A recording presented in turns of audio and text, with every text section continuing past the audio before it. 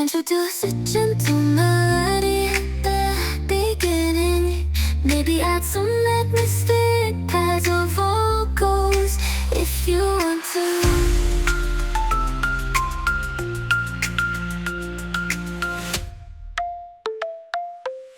Kariño hartzen diozu, ikusten duzu nola funtzionatzen duen, nolabait gogorazten dizu zure birraitonak zelan egin zituen, da, bueno, berezia.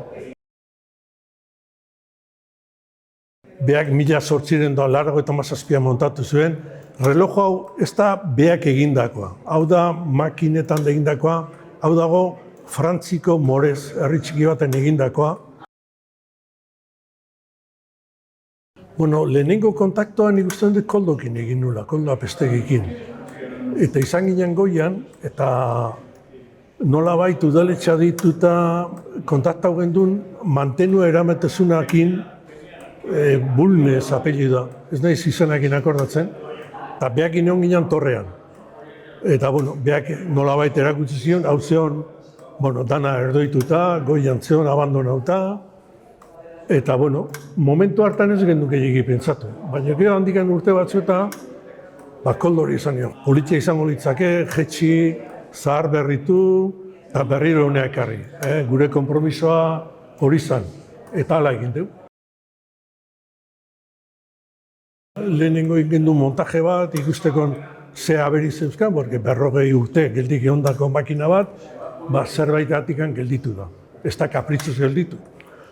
Ikusi gendun, gauza batzuek gaizkiz zeuzkala, baina ikusi gendun, posible izango zala berriro martxan jartzea. Zahar berritu ondoren, martxan jartzea aldaketa hundirik gabe.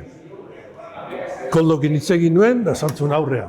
Orduan, erabaki gendun, guztiz dana desmontau, baina pieza guztiak, tope hauek eta danak, hori bakoitza, bere zenbaki egin daude, desmontau, eta gero dana berriro montau. Etzun orduan jotzen ondo. Aberi principala hori zuen, eta zan karakola etzola ondo zituen eta gauza txikiak zian eta horiek konpondu eta egon da 6-7 hilabete ez dakit gauta egun martxan.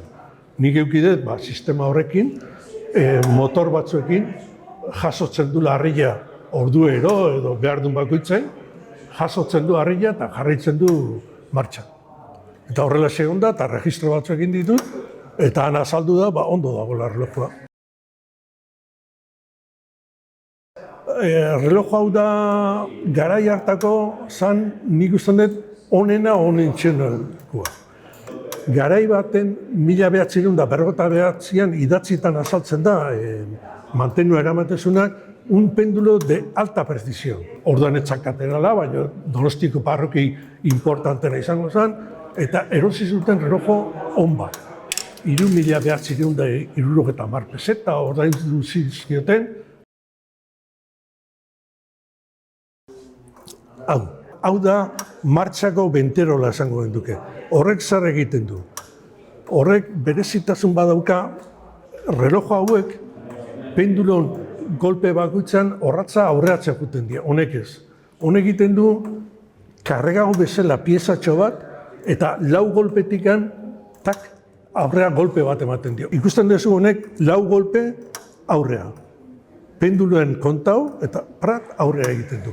Horrek ematen dio, indarra ematen dio, 4 esfera moitzeko. Bueno, niretzako makina eder bada. Kontuan hartu behar da, hemengo margo hauek, edertasun hauek, urre kolore hauek begok eman dizkio, beha da, zea ematen diona. Esango genduke edertasun hori ematen diona. Ni ez naiz mekanikoa, euki ditut beste 3 lagun, mekaniko bezala, bat Juan Mari Eroso Aporte izenekoa, Tomas Bergara, beste lagun bat, eta gero Iloba Urtzi, arkere lagundu dit zenbait piezakin. 3 horiei esker hemen da relojua, eta, bueno, ordu batzuek sartuta, klaro. Harri hauek bakoitza duzke 150 kilo. Kilo hie dia gutxienez su konjunto edo rueda imperial bakoitza arrankatzeko eta goian mailua, kanpaien mailua jotzeko indarra behar dute. Hau da, harri bat, Errexilko parrokiak utzitakoa. Bertan jartzen du plakan, jarri genduen jakiteko. Ze piso daukan da, nork utzitakoa da. Errexilko parrokiak utzi zigun, kepak utzi zigun, eta beste hau da, nola igualik ez gendukan, enkargatuko genduen anaien bitartez, beste lagun batei, eta Iñaki Olabarrik egin du harria. Hau da, harri berezia da.